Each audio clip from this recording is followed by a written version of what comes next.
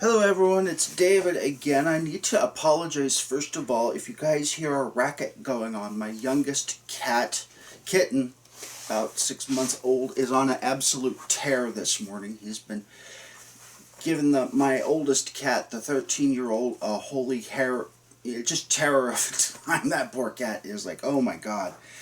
Anyway, to Babylon 5, we are in Season 3, Episode 2, the finale of Season 3, Zahadum. One of the most infamous names in all of sci-fi. Just about every Trekkie and everybody else knows what Zahadum is. And they all know the phrase, if you go to Zahadum, you will live long and prosper. But at any rate, we'll go and come in. Anna has just woken up her husband, John Sheridan. And Delenn kind of flees off in like, what the hell is going on? We go through a review of the Icarus Awakening the Shadows. How will this play out in the new Babylon 5 series? I'm trying to walk on eggshells because JMS, J. Michael Straczynski, has left clues in his Patreon account.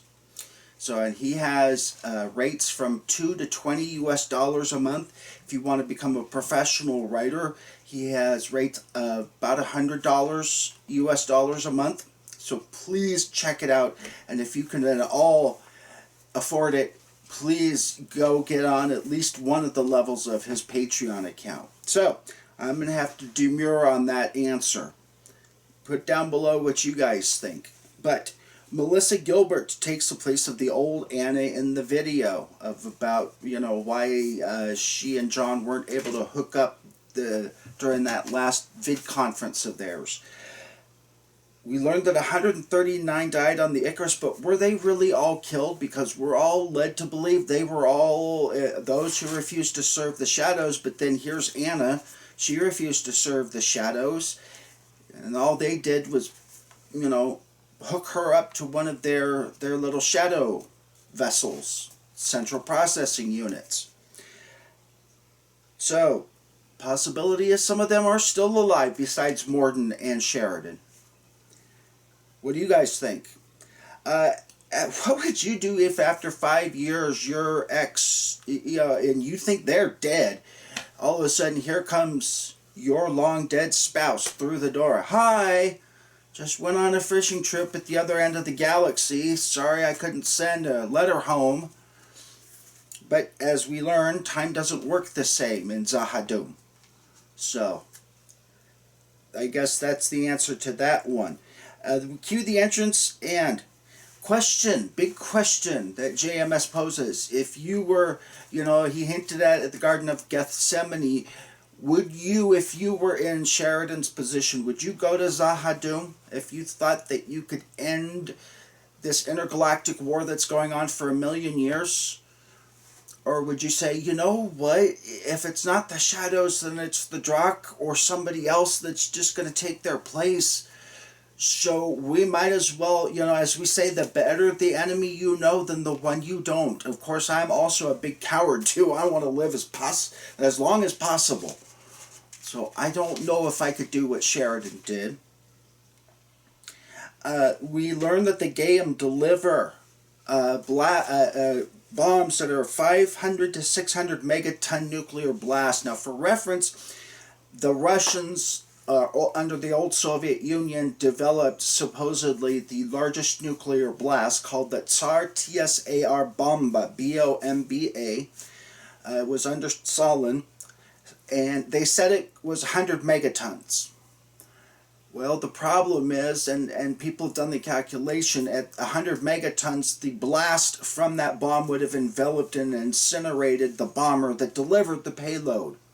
So we know that that's, at least in theory, not possible. Or in practicality, not possible. We learned through the opening up of the old Soviet Union that it's probably 50 and maybe even closer to 35 megatons. So if any of you have any information on that, put it down below. But this is, 200 plus years in the future, so 500 megatons is one hell of a blast. many, many, many on orders of magnitude bigger than Hiroshima or Nagasaki. We learned that Londo's been promoted to head of planetary security to kind of reel him in. And Londo all of a sudden gets a mysterious warning from a shadow associate, a friend of Mr. Morden, to get off of B5 stat. Because we've got plans for this place, and you don't want to be here. And as Londo looks at Veer and says, I don't like the sound of that, I don't like it at all. So why doesn't Londo just warn Sheridan? Saying, hey, on the way out I came across some intelligence that suggests these shadows that are running around might hit Babylon 5 next. But, you know, what the hell. We learned that Franklin finds an interesting link, literal link, between Anna and Carolyn, Bester's girlfriend. They were both hooked up to these ships. Had two little epidermal scars on the back of their head.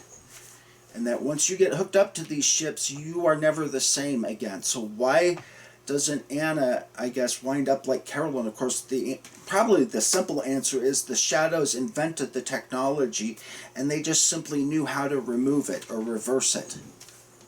You know, whereas, you know, humans, we just don't have that technology yet. So poor Carolyn sounds like I was going to have to sit in that freezer for a while longer. We learned that the Shadow's actual name is 10,000 letters long. Also, do the Shadows, are they going to appear in the next Babylon 5, I wonder? I can't reveal too much of that because that's going to cross over into violating JMS's Patreon account. Hint, hint. So, we also learned that the Shadows believe that if anything Vorlon touches them, they will just die. Probably like the same when people go up to the Shadow ships, they just are just poofed. So maybe the Shadows are under the impression, so Sheridan says, well, we'll just take the Earth shuttle that we have on board the White Star. We meet Sheridan's cohort, or equal but opposite.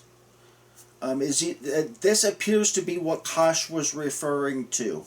You know, the hand is looking for you, you're equal but opposite. So that appears to be in a fulfillment, but other people have come up with other theories, and if you have one, please put it down below. Justin explains, and this is going to go into a lot, but he says, back 1,000,000 years ago, there were forces prowling around beyond anything we could understand. After time, most outgrew this portion of the universe and just left. 2 of them stayed behind, which we know is not entirely true, because even at this point we knew the walkers, or were the walkers developed after the 1,000,000-year cutoff. Because there seems to be a big cutoff right at 1,000,000 years ago. But 2 of them stayed behind to look after the younger races, and the Vorlons are the Lords of Order. He makes the analogy of, you know, like your parents. They want you to clean your room, good grades, things of that. But the Shadows believe that strength comes through conflict. And if you look, there is some truth to that statement. Some of our biggest, even our medical advances, have come as a result of wars and things of that nature. Nursing's patron saint, Florence Nightingale, got her start during the Crimean War. So there is some, and of course you can also see the, you know, the value of the Vorlons, you know, playing nice with each other, not trying to blow each other up. All of a sudden, a massive shadow fleet decloaks around B5, and the $64,000 question is, where the hell is Drawl? Because even Drawl's sitting down there. What is he doing? Knitting Zathras a sweater or something? You say, well, they couldn't communicate because the Shadows were jamming them. Yes, and if I was Drawl, I'm sitting down there. The Shadow War is raging all around us. All of a sudden, this station full of 250,000 beings all of a sudden is not saying a damn thing. So what was Drawl doing? And why even have Drawl then if he's not going to do anything when the shadows actually show up? Ugh.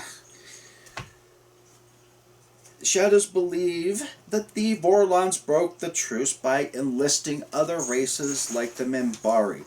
The Vorlons, we also learn, have manipulated humans to respond favorably to them, why we all see our version of an angel when they come out of their encounter suit. And that they've introduced telepaths in 100 worlds. In fact, Morgan asks, why do you suppose certifiable telepaths just showed up out of the blue 100 years ago?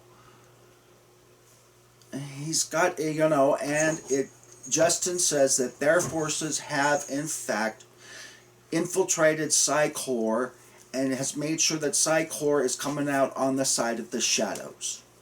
So we learned that Sheridan is slowly losing ground to the inexorable shadow encroachment. And they basically want Sheridan to go into early retirement, never to be seen or heard from. All of a sudden, the shadows try and force the point, and of course Sheridan pound cakes a few of them. He runs out, and we see this big chasm below him. He programs the White Star to come in and poof the whole shadow capital on Zahadum. And we hear Kosh and Sheridan saying, jump, jump now. All of a sudden the shadows mysteriously leave Babylon 5 and they take Michael Garibaldi with them. And with that, as always, like, comment, subscribe, and share. And we have completed Season 3. Yay! We are now going to be headed up to Season 4. No surrender, no retreat. Thanks to all of you who have subscribed. For those who have not subscribed yet, please do so. And I'll see you Season 4.